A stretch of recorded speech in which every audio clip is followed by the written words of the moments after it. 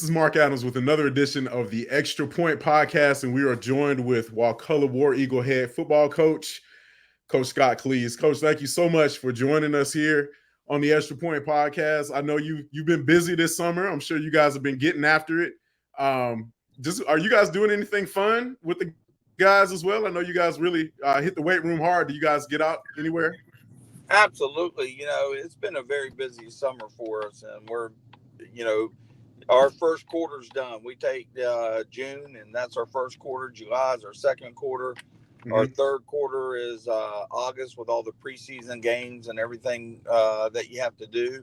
And then our fourth quarter is our regular season that we get to play. So we just Okay. finished what we call our first quarter. And we're excited to.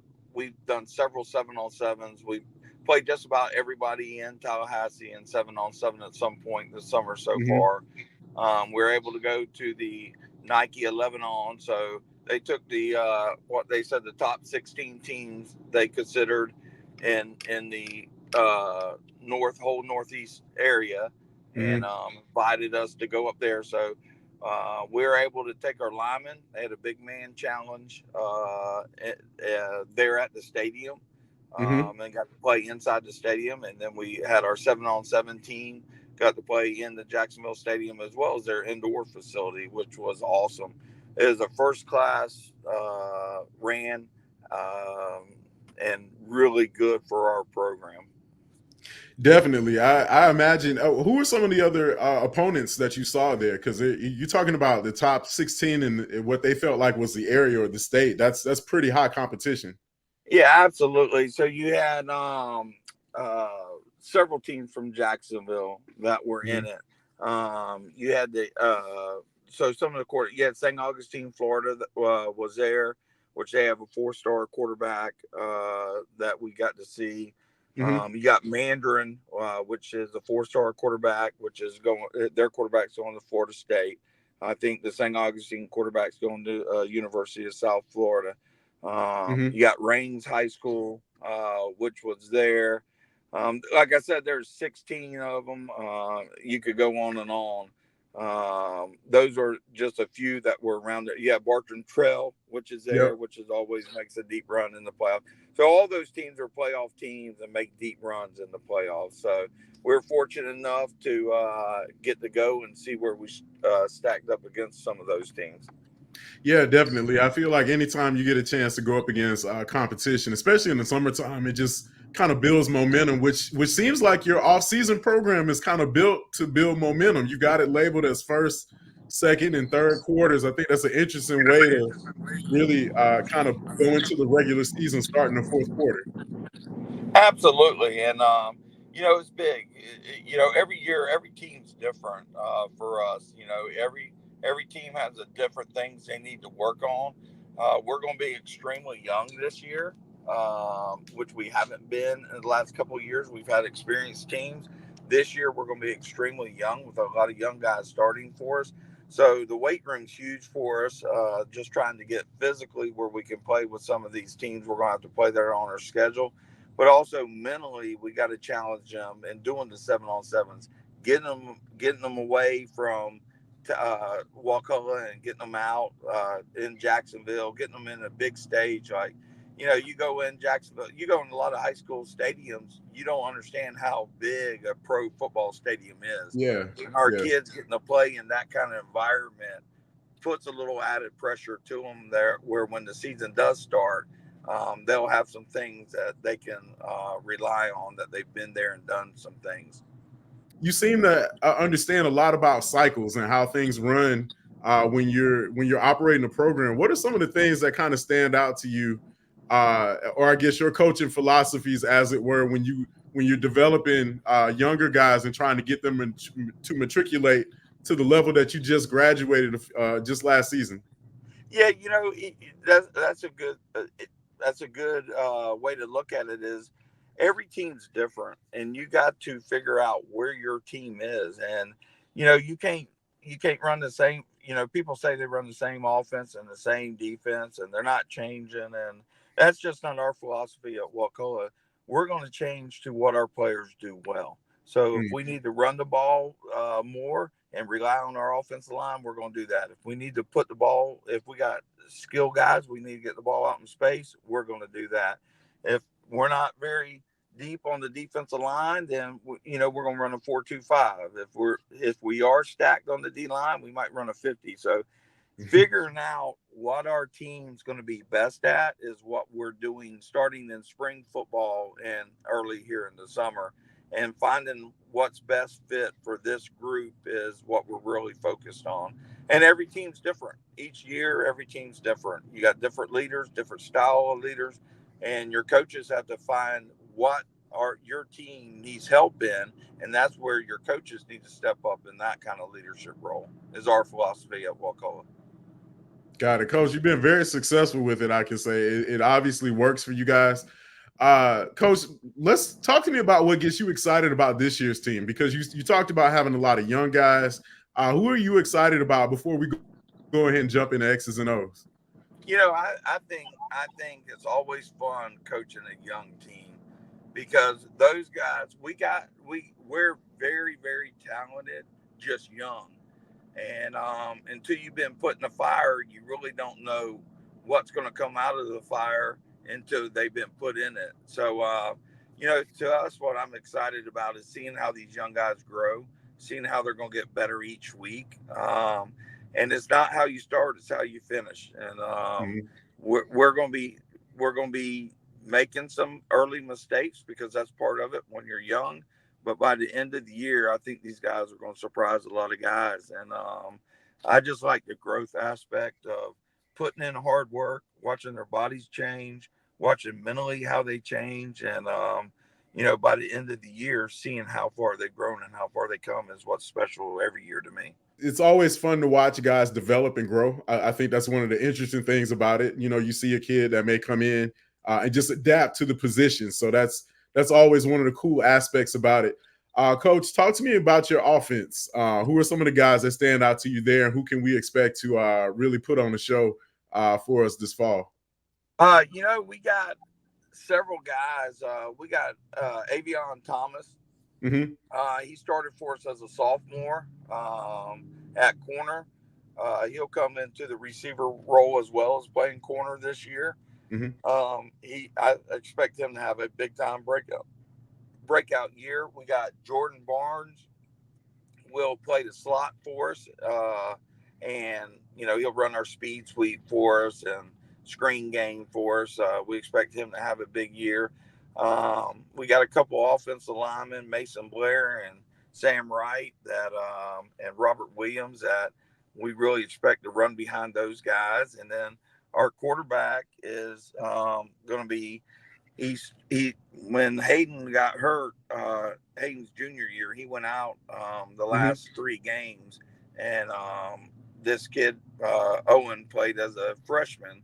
The last three games of the year, he started as a freshman. He'll be a junior coming this year, and he's going to be another special quarterback at Wakulla for us. We've had a lot of good ones, Yeah. and we expect him to be as good as any of them that's come through here. Well, Coach, that definitely sounds like a lot of excitement on that side of the football. Go ahead and tell me about your defense and who And stands then out to you there. defense, we're young too. I also want to mention our running back, Zion Ransom. Okay. He's going to be really, really special too. He hadn't really had a lot of carries. He's been in a backup role, but he'll have his shot to really do his thing. And then we got another young man that's going to be a really, really good running back. That if he gets things worked out, we expect to have a special year from him. But on defense, you always start with the guys up front. Um, we got three defense linemen. Marlon Gardner, which we call two cut. We expect him to have a year. We got Jaden Hughes, which is another big D lineman. We expect to have a great year. Defensive ends or outside linebackers, whatever you want to call them, we're still trying to figure that out. Hmm. That's where we're really struggling to see what we're going to do. And then at the safety position, we have Andrew Nelson, and then we got a young kid that's going to be a sophomore, JJ, that's going to be a dynamic player for us. And we feel like he has a chance to be our next guy at Wakulla, especially on the defensive side. He's also very good offensively. He can do a lot of different things on offense for us. I feel like the other calling card you guys have is guys who can definitely get it done in the trenches. You definitely feel like there's just something special down there. So, and I've been to the camps in the summertime. I've seen the kind of drills you run the linemen through. I definitely expect you guys to be definitely strong on both sides of the football once again. Is there a particular philosophy that goes into your offseason program along with your scheduling that kind of gets you guys ready? Absolutely. You always got to get out and do things and not be afraid of failure. And that's what we tell these kids. You got to put your team in situations where they're going to fail. And Mm-hmm. then from there, you learn how to win and you learn how to get better and you learn how to, when you do fail, what you have to do to succeed and get better. So our schedule is always extremely hard in football. We try to make it as tough as we can, and then our off season is extremely tough, and that way when we get in the playoffs and the years we have the talent, we can make a run to a state Mm-hmm. championship, which we've done a couple times.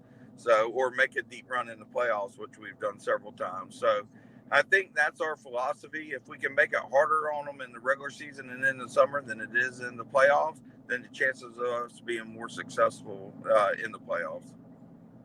Yeah, definitely. I've watched you guys pull out so many nail biting victories year in and year out. It just kind of seems where you guys get battle tested every week. So it looks like that trend will continue with you guys as you try to get the younger guys some more experience. So just going into this season, there seems to be a lot of change on the horizon for a lot of teams. I've talked to a lot of rural coaches who are having a bit of a shakeup here in the classifications. You guys are a larger school. Um, do you think it was it worthy of a change this go around? Do you feel like, or is it just you kind of feel like maybe I've gotten opinions of a few other coaches that felt like the system maybe didn't need to be tampered with so soon. Yeah, I don't really know. Here's what I do know. It doesn't matter really what we think as coaches. They're going to do what they do at the FHSAA as far as their administrative and their things they do. I think it's our jobs as coaches to just figure out what they're doing and then do the best you can to make what works for you within their system. Um, because you could complain and be upset about it and everything, and it really doesn't matter. It's not going to change anything if that makes Mm. any sense. So Yeah. you bet. To me, I think you have to learn whatever rules they're going to make you play by. Learn those rules and learn them well, and then find the best that your team's going to have a chance to be successful in. You know, I in all honesty, I think every game should be won on the field. And I think you should have to play to earn your right to the playoffs. I think Georgia has the best system where they got regions and there's 6 to 8 teams in those regions, and you have to advance out of those regions and play it on the field in order to go to the playoffs, and it Hmm. helps you in scheduling and everything else. That's just my opinion, Hmm. and how I would do it. But to be honest with you, I don't think they really, they're going to do it the way they think is best, and then you just have to figure that out and make it happen what's best for you. I've heard so much, over the past couple of months, just about how it affects different people in different ways. A lot of it, I think, comes down to just you have something that feels predictable, and I think a lot of coaches have sounded off on just what can we manage. So to your point, it kind of goes back to what are the parameters of the box that we're supposed to be in. The future looks a little crazy though. I have to say, if I gave you a crystal ball, where do you see high school football being in maybe 2028 or 2029? Yeah, I'm a little scared. So but I'm old school. So you got to Yep. understand, I'm old school and I've seen it done a couple different ways. But I'm really nervous where high school football in the state of Florida is heading. Not for sure if it's a good thing or a bad thing, but it's definitely concerning either which way in the direction it's heading. Yeah, there's a lot that especially with NIL, that feels like it's definitely opening up a brand new universe, ready or not. Have you had any conversations with your staff about any of the changes, or what that might look Oh, like, and some of the stuff you ab- may have to discuss with your kids? yeah, absolutely. So, we're on it the whole time as far as NIL. When it came out, of course, we don't have the final parameters on what we're dealing with Hmm. yet. So you really can't make any plans to really what game you're playing in and what all the rules are. Hmm. But it's going to change high school football just like it changed college football. And you Yeah, can already see the states who have NIL in Georgia, I mean, in different states like Georgia or California or different states that have it already. yeah. It's changing. It's definitely changing their high school football. So it's going to change.